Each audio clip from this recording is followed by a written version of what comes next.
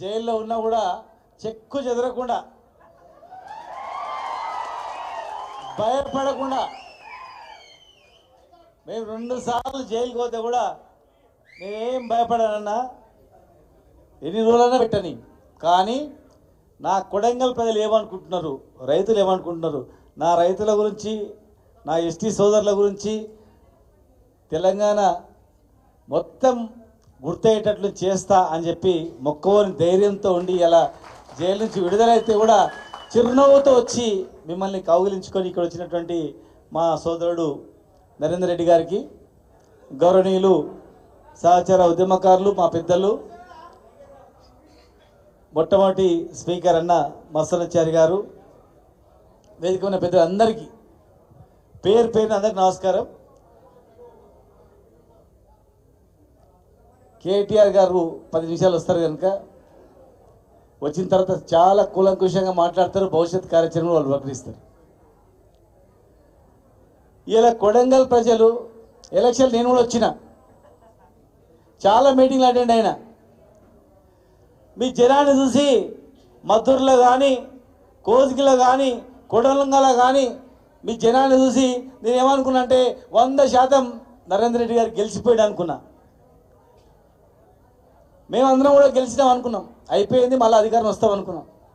కానీ రిజల్ట్ చూసేవరకే మొత్తం తెలంగాణ కాదు, ప్రపంచంలో అనేక దేశాలు ఉంటుండే వాళ్ళందరూ కూడా తెలంగాణ ఇంత అద్భుతంగా ఆవిష్కరిస్తే తెలంగాణ ప్రజలు ఏంద్రా ఇట్లా చేసిరని చెప్పి ఆశ్చర్యపోయింది. మేమందరం అనుకున్నాం, అరే ప్రజలు మోసపోయినరు కదా, మైనార్టీలు మోసపోయినరు, రైతులు మోసపోయినరు. ఎందుకు మోసపోయినా ఒక్కటి చూస్తే మనం కొద్దిసేపు ఆగండి భాయ్, కొద్దిసేపు ఆగండి రే బాబు, తమ్ముడు మైపాల్ అందరు రా, కూర్చోండి, కొద్దిసేపు కూర్చోండి. తెలంగాణ మొత్తం కూడా కొడంగల్ వైపు చూస్తున్నారు ఆయన, మీ వైపు. మీరు ఏం చేస్తారు, ఎట్లా చేస్తారు, ఏం సంగతి అని చెప్పేసాను. సర్వేలేమో రేపు ఎలక్షన్ పెడితే బ్రహ్మాండమైన మెజార్టీతో లోకల్ బాడీ ఎలక్షన్స్ కానీ తెలంగాణలో ఏ ఎలక్షన్ పెట్టినా రేపు ఏమొస్తుంది, కొడంగల్ ఏమొస్తుంది, తెలంగాణలో ఏమొస్తుంది. అంత కష్టం చూస్తున్నాం. ఒక్కసారి మనం గుర్తు చేసుకోవాలి, కన్న కష్టాలు పడి తెచ్చుకున్నాం తెలంగాణ, ఒట్టి రాలే. ఇదే బస్సు యాత్ర ప్రారంభిస్తే ఒక్కరోజు ముందు మేము వచ్చాము కొడంగల్కు. మైపాల్తో పాటు చాలామంది మా దగ్గరకు వచ్చారు. అలా ఏం చేద్దామంటే, అరే తెలంగాణ ద్రోహి వస్తున్నాడు, తరిమి కొట్టాలరా అంటే బస్సుని రాళ్లతో కొట్టి తరిమి కొట్టిన చరిత్ర కొడంగల్కు ఉంది. మరి అదే కొడంగల్ మళ్ళీ ఒకసారి మోసపోయింది, తెలంగాణ మొత్తం మోసపోయింది. మనం ఇచ్చినవన్నీ కనపడలే, మనం ఇచ్చినవన్నీ కూడా డైరెక్ట్ అకౌంట్లో వేసినాం, తొందరగా పబ్లిక్ ఉపయోగపడాలని. రైతులకు రైతు బంధు అకౌంట్లో వేసినాం, 200 2000 చేసినాం, 500 4000 చేసినాం. వికలాంగులకు కరెంట్ ఇచ్చినాం. కన్న కష్టాలు పడి తెచ్చుకున్న తెలంగాణ బాగు చేయాలని కేసీఆర్ గారు దృష్టి అంతా తెలంగాణ మీద ఉండేది. గ్రామ పంచాయతీలు చేసిర్రు, తాండాలను, అమర తాండం అమర రాజ్యాన్ని రాజులకు చేసిండు. కానీ అన్నీ మర్చిపోయినాం. ముస్లిమ్స్ కానీ, లంబాడి సోదరులు కానీ, మరి రైతు సోదరులు మర్చిపోయి వాళ్ళకి పట్టం కట్టింది. మనం ఏమనుకున్నాం అంటే అది అమలు చేస్తారు అనుకున్నాం, చేయలే. వాళ్ళు ఏం చేస్తున్నారంటే ఏ హామీలు ఇచ్చిండ్రో రివర్స్. గిరిజనుల భూమి గుంజుకోమన్నారు, గుంజుకుంటున్నారు. దళితుల భూమి గుంజుకోమంటున్నారు, గుంజుకుంటున్నారు. రైతులకు రైతు బంధు వేస్తామన్నారు, వేస్తలేరు. కరెంట్ ఇస్తామన్నారు, ఇస్తలేరు. స్వేచ్ఛ ఉంటుందన్నారు, ఉందా స్వేచ్ఛ? ఉందా? మహబూబ్ నగర్లో 15 రోజులకు ఒకసారి నీళ్ళు ఉంటుండే.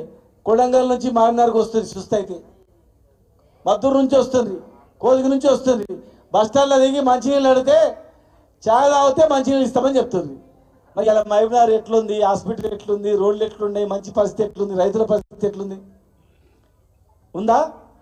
మర్చిపోయారు.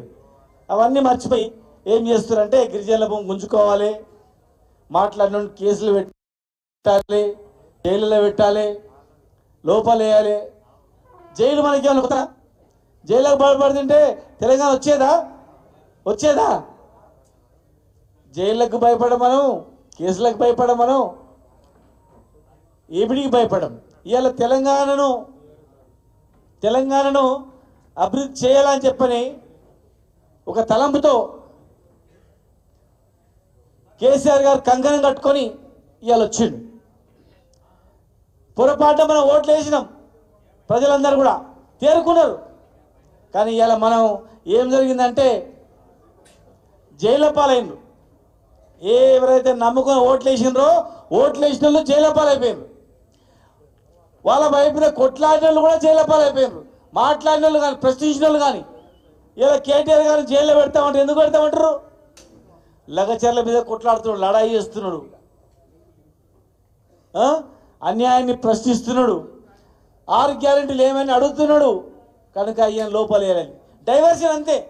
ఇప్పుడు 2 నెలలు సినిమా నరేంద్ర రెడ్డి గారి సినిమా నడిచింది. ఇప్పుడు నెక్స్ట్ కేటీఆర్ గారిది.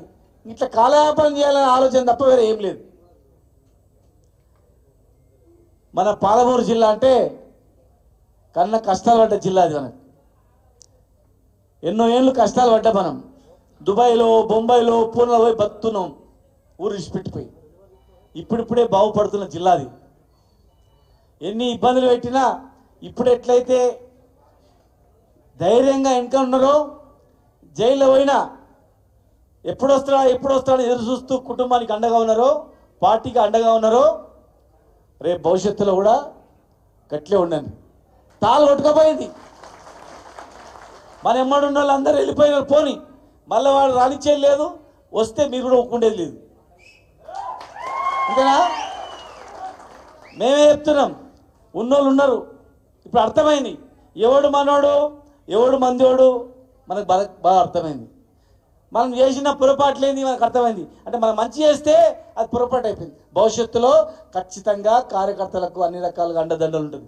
ఈరోజు నిలబడిన కార్యకర్త, ఈరోజు నిలబడిన నాయకుడు భవిష్యత్తు నాయకుడు అయితే గుర్తుపెట్టుకోండి. ఇలా మైపాల్ జడ్పీటీ సైడ్ ఉదాహరణ చెప్తున్నా. చాలామంది ఇక్కడ ఇంకా కొందరు దక్కలేదు, కొందరు అయినరు మంచిగా అయింది, కొందరు ఇంకా అందుకోలేకపోయారు. కానీ భవిష్యత్తులో ప్రతి కార్యకర్తకు అండగా ఉంటుంది పార్టీ. ఇలా ఒక లీగల్ టీం ఎట్లయితే ఇట్లా కాపాడుకుంటూ వచ్చిందో భవిష్యత్తులో అందరినీ కాపాడుకుంటుంది. పోయిన వాళ్ళు మళ్ళీ వచ్చేది లేదు, తీసుకునేది లేదు.